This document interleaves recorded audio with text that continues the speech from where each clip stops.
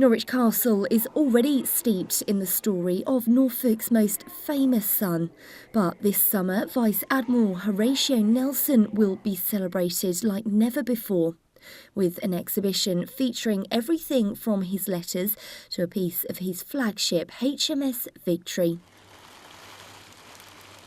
And handled with the utmost care, this bicorn hat, which curators know was worn by the British hero and which features in one of his most famous portraits. This for us represents a once in 100 years opportunity, really. We all drive past the signs, we come into Norfolk, it's Nelson's County.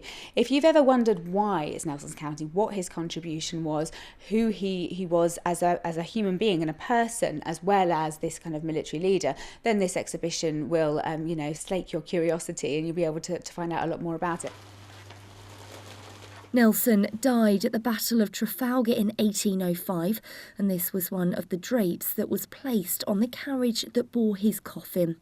It'll be on show alongside this uniform from the Greenwich Volunteers, which was worn by a soldier keeping control of the crowds at his funeral. Earlier victories will also be remembered, including perhaps his greatest at the Battle of the Nile.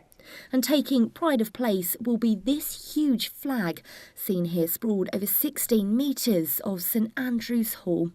Nelson's crew captured it after the carnage off the Egyptian coast and gifted it to the fine city, but it was last put on public display back in 1905. It's a national flag of France, so it's a tricolour.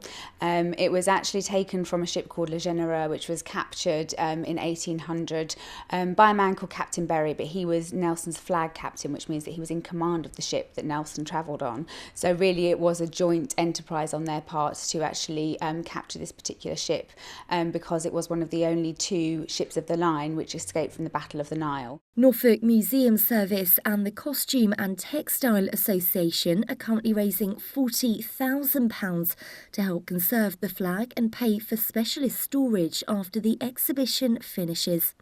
Nelson and Norfolk will open on July 29th, coinciding with the 200th anniversary of the laying of the foundation stone of the Nelson Monument in Great Yarmouth.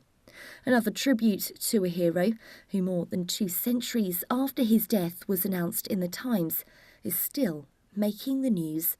Kristina Brinkley, Mustard TV, Norwich.